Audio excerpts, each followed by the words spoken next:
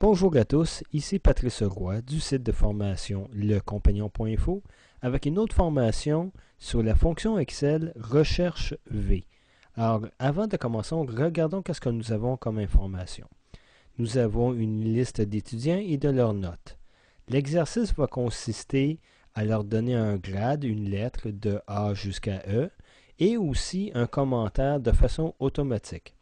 Pour ce faire, il faut, avant même d'utiliser la fonction recherche V, un tableau de comparaison.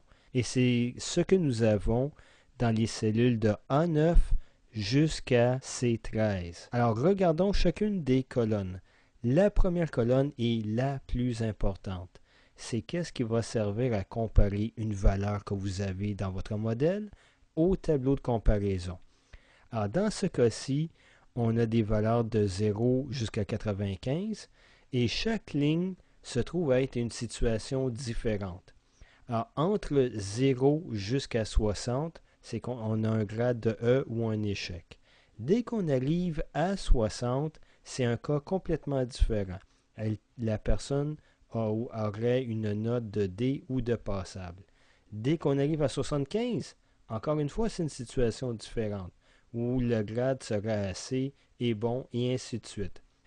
Il y a deux choses que vous devez remarquer pour la première colonne. La première, les valeurs sont toujours en ordre croissant. Et c'est nécessaire parce que ça l'aide à dire à Excel, vérifie de 0 jusqu'à 60, de 60 à 75, de 75 à 95, de 85 à 95 et de 95 et plus. Alors, c'est important, très important de les mettre en ordre croissant. Sinon, s'ils ne sont pas en ordre croissant, Excel va confondre et ne vous mettra pas la bonne valeur. Aussi, lorsque vous déterminez la valeur, vous écrivez toujours la plus petite valeur possible. Dans ce cas-ci, la plus petite valeur possible, c'est 0. Dès qu'on arrive à 60, pas 59, pas 61, dès qu'on arrive à 60, c'est une situation différente. Alors, c'est très important de mettre la plus petite valeur lorsqu'on change de situation. Bon, ensuite, dans la seconde colonne, vous avez les grades comme tels de A jusqu'à E et un commentaire dans la troisième colonne du tableau de comparaison que nous allons utiliser. Il est très, très important d'avoir le tableau de créer avant même d'utiliser la fonction recherche V. Alors maintenant, allons dans la cellule C2 et nous allons commencer à écrire la première formule de recherche V. Alors on commence avec un égal. Voilà. Recherche V. On ouvre la parenthèse et la fonction a besoin de trois arguments pour fonctionner. La première, la valeur cherchée, ou la valeur qui va être comparée au tableau de comparaison. Alors, dans ce cas-ci, c'est la cellule B2. Alors, parfait. On utilise le point-virgule pour séparer les paramètres. Ensuite, le second argument que vous allez avoir besoin est l'endroit où se trouve le tableau de comparaison. Dans ce cas-ci, ce sont les cellules de A9 jusqu'à C13. Alors, comme on a mentionné, la première colonne, ce sont les valeurs qu'on compare. Alors, la valeur qu'on regarde, c'est une note. Et le contenu de la première colonne, ce sont aussi des notes, alors des valeurs. Alors, on compare avec des pommes, on compare des poires avec des poires, ou des items avec des items, ou des ratios avec des ratios. Toujours quelque chose que la valeur et la première colonne du tableau de comparaison ont en commun. Ensuite, on appuie encore une fois sur le point-virgule pour séparer les arguments et le numéro d'index de colonne. Le contenu de quelle colonne que je vais afficher, la première, la deuxième ou la troisième. Puisqu'il s'agit du grade, ça se trouve à être dans la deuxième colonne du tableau de comparaison. Je vais entrer le chiffre 2 et je ferme la parenthèse. Oui, il y a un autre argument, valeur proche, mais on va l'expliquer dans un autre exercice. Alors, je ferme la parenthèse et voilà, j'appuie sur Enter pour avoir la note.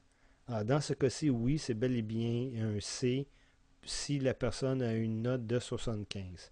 Alors, on va répéter les mêmes situations pour le commentaire. Alors, égal, recherche V. Quelle est la note que je veux comparer? Celle qui est dans B2. Point virgule. Où se trouve mon tableau de comparaison?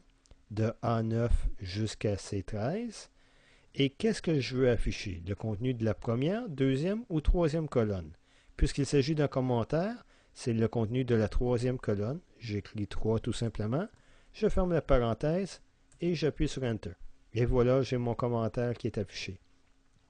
Bien sûr, maintenant, j'ai utilisé Recherche V pour trouver le grade et le commentaire, mais je voudrais copier cette formule-là dans les autres cellules.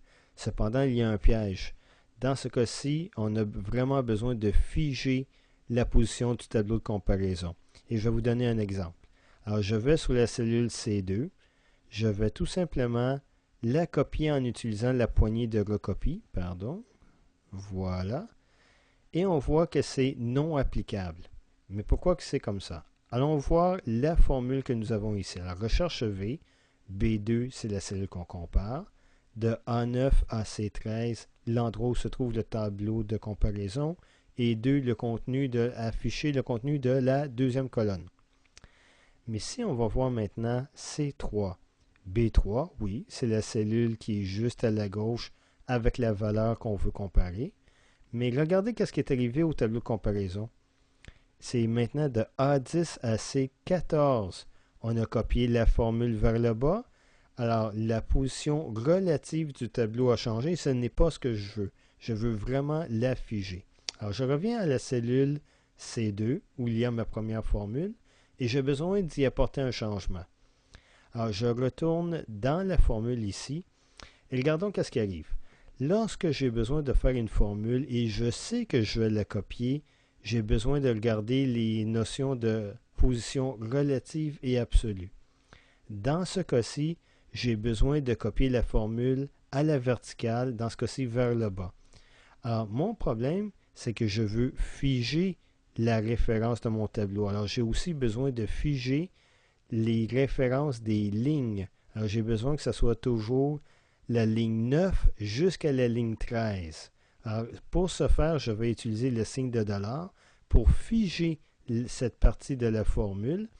Et je vais le faire ainsi. Je vais écrire A $9 jusqu'à C $13.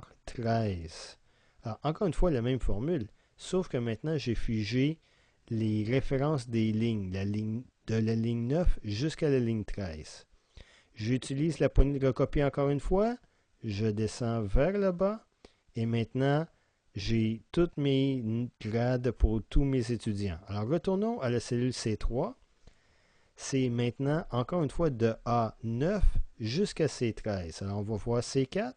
Encore une fois, de A $9 jusqu'à C $13. C'est la façon qu'on le dit normalement. Et on continue, c'est la même chose pour les autres formules. Alors, je retourne maintenant à la cellule D2, sachant que je dois apporter une petite correction avant de copier la formule. Alors, ça va être A $9 jusqu'à C $13. J'appuie sur Enter. Je vais encore une fois utiliser la poignée de recopier dans le coin inférieur droit et je garde mon doigt sur le bouton gauche de la souris. Je descends jusqu'à la ligne 6. Je relâche et maintenant j'ai mes commentaires pour toutes les personnes. Alors, c'est aussi simple que ça d'utiliser la fonction recherche V. Il faut faire attention à des petites choses. La première colonne doit toujours être en ordre croissant. On indique les valeurs minimales pour passer à un autre palier ou à une autre situation. Et il faut créer ce tableau-là avant même d'utiliser la fonction recherche V. Alors sur ça, je vous laisse voir les autres formations sur recherche V. J'espère que vous avez apprécié la formation. Vous pouvez continuer à regarder d'autres vidéos ou regarder les pages web du site lecompagnon.info. Aussi, si vous voulez me laisser un commentaire, des suggestions pour d'autres vidéos, vous pouvez toujours me rejoindre en utilisant l'adresse de courriel lecompagnon@lecompagnon.info.